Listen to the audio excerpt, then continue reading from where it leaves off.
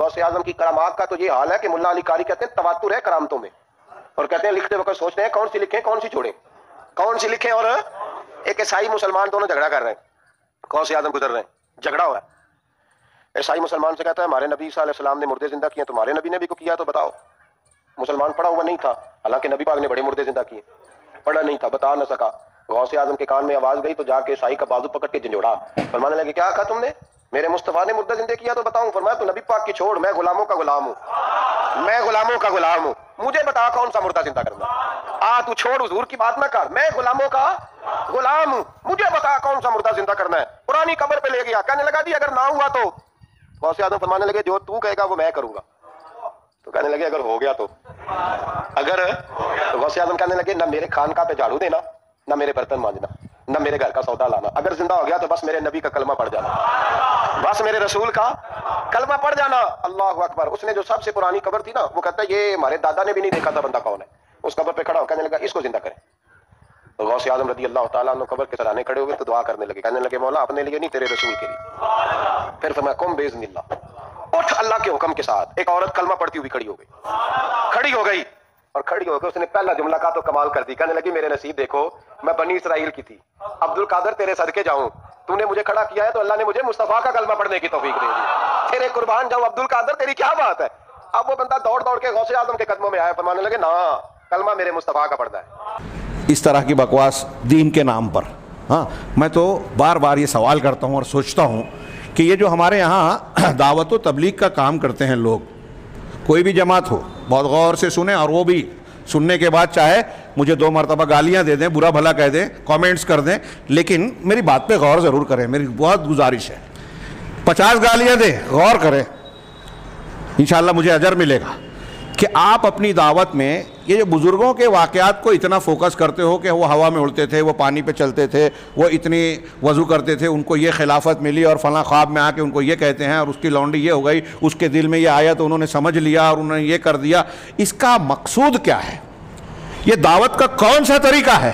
کسی نبی، کسی صحابی، کسی تابعی، کسی امام کا آپ یہ طریقہ بتائیے کہ وہ بزرگوں کے اس طرح کے واقعات سنا کے جو ہے لوگوں کو افیم کھلاتا ہو.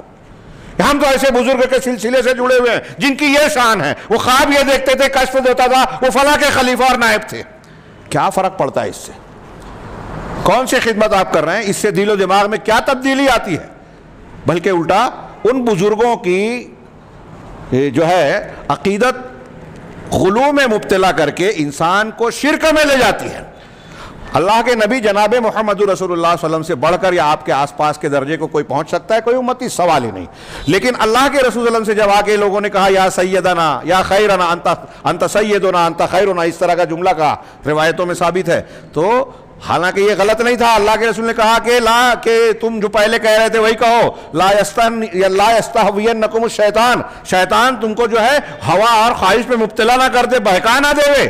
ہاں میں لا احب ان ترفعونی فوق منزلتی التي انزلنی اللہ بہا، میں اس کو پسند ہی نہیں کرتا کہ تم مجھ کو میرے اس مقام سے اوپر لے جاؤ جو اللہ نے مجھ کو دیا ہے.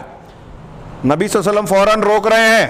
کسی نے کہہ دیا ما شاء اللہ وشئتا، جو اللہ نے چاہا، جو آپ نے کہا اجعلتنی للہ ندا، کیا تو نے مجھے اللہ کے برابر بنا دیا؟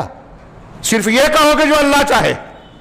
ہاں یہاں ایک خواب میں آگے کہتا ہے کہ لا الہ الا اللہ اشرف علی رسول اللہ، تو خواب اب کتاب میں بیان کیا گیا ہے، تو آگے کہتا ہے کہ وہ کہا ٹھیک ہے عقیدت محبت میں ہو جاتا ہے.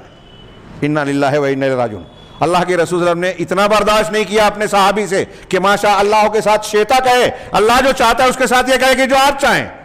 اور یہاں کسی کو رسول بنا دیا، دوسرے کو نام پہ کہا کہ محبت میں ہو جاتا ہے. یہ حفوات اور بکواس والا دین نہیں ہے کہ آپ شکر اور نشے کی حالت میں ہو بول دے اور اس کے جواز کا فتویٰ مل جائے. نشے کی حالت میں آدمی اگر واقعی ہے، شکر کی حالت ہے، تو وہ غیر مکلف ہے، لیکن اس کو صحیح نہیں کہا جائے گا کہ اس نے جو کہا صحیح ہے. اس کی بات اگر کفر ہے تو کفر ہوگی، اگرچہ اس پر لاگو نہ ہو، یہ الگ بحث ہے. اچھی طرح سمجھیں. کوئی بزرگوں کو اللہ کہہ رہا ہے. ہاں شیخ امداد اللہ مہاجر مکی رحمہ اللہ کا واقعہ بیان کر رہے ہیں اور کہہ رہے ہیں کہ ایک حاجیوں کا جہاز آیا، حاجی نے آگے کہا کہ حاجی صاحب آپ نے بچا لیا ہم کو. کہا کیسے؟ کہا وہ جہاز جو ہے بھنور میں پھنسا ہوا تھا، ہاں اچانک ہم لوگ کو لگا کہ ڈوب جائیں گے، اور اچانک جب بھنور سے باہر نکلنے لگا، جب ہم نے جھانک کر دیکھا تو دیکھا کہ آپ جو ہے بھنور سے جہاز کو پکڑ کر نکال رہے ہیں. تو حاجی صاحب نے کہا کہ ارے یہ اللہ ہے جو پتہ نہیں کس کی شکل میں جو ہے وہ کام کر دیتا ہے اور نام بندوں کا ہو جاتا ہے. یعنی حاجی صاحب یہ کہنا چاہ رہے ہیں کہ اللہ تعالیٰ ان کی شکل میں آ کر جو ہے اس نے کہا, اللہ رب العالمین کو آنے کی اور اس کی ضرورت ہے. انما امرہ اذا اراد شیئا ان یقول له کن فیکون.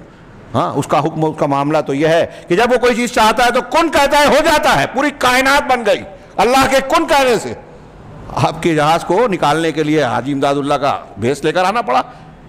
انا للہ و انا الیہ راجعون. میں یہ عرض کر رہا ہوں, یہ نقل کر رہا ہوں نا, مجھے ڈر لگ رہا ہے واللہ کہ شرکیات, حفوات, ہاں, اور یہ اللہ کی شان میں گستاخیاں, یہ نقل کرنا بھی جو ہے خوف کا باعث بنتا ہے. تھوڑا سا ایمان ہمارے پاس ہے اس بنیاد پر. ہاں, اللہ رب العالمین جو ہے وہ جو ہے ان چیزوں سے بری ہے. اور اس کے علاوہ اور بھی, یہ تو جیسے ایک واقعہ یہ بیان کیا گیا, اور دوسرا کہ دوسرے طریقے سے کہ وہ حجرے میں گئے, نکلے تو لنگی نچوڑ رہے ہیں.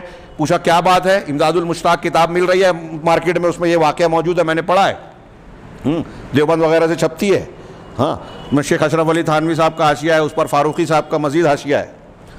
تو امداد اللہ صاحب نے واقعہ نقل کیا, حجرے میں گئے, اندر گئے اور واپس نکلے تو لنگی نچوڑ. کہا ایسے کیسے بھیگ گئے؟ کہا وہ حاجیوں کا جہاز ڈوب رہا تھا, میں چلا گیا نکالنے. دو الگ الگ واقعات. نعوذ باللہ من ذالک. اللہ رب العالمین اس قسم کے دین سے ہمیں بچائے. یہ دھوکہ ہے اور افیم ہی ہے یہ, جہاں قرآن و حدیث کی دلیلوں کو دیکھے بغیر آدمی اس قسم کے حفوات اور بکواس کو دین سمجھے, اس کو بانٹے پھیلائے. وہ کتنی بڑی حماقت کی بات ہے کہ قرآن و حدیث صاف صاف جو تعلیمات پیش کر رہے ہیں اس کو سننے ماننے کے لیے ہم تیار نہیں ہیں. اللہ کے کلام کے سامنے ان چیزوں کو پیش کیا جا رہا ہے. وہی شیخ کہہ رہے ہیں کہ یہ لوگ ایسے عقیدے رکھتے ہیں, تو مشرکین مکہ اور کفار مکہ اور ان لوگوں کے مقابلے میں یہ عقائد کون سے مختلف ہیں. مشرکین مکہ تو یہ کہہ رہے ہیں کہ آسمان زمین کا خالق, قرآن کائنات کی تدبیر کرنے والا اللہ کے سوا کوئی نہیں, بدھ بھی نہیں ہے. اور یہ تو کہہ رہے ہیں کہ ہمارے بزرگان اور اولیاء اور صالحین ایسے ہیں جو جہاز بچا لے ہوئے, کائنات کا نظام پلٹ دے ہوئے, مردے کو زندہ کر دے ہوئے. جو کفار مکہ بھی نہیں کہتے تھے وہ یہ کہتے ہیں.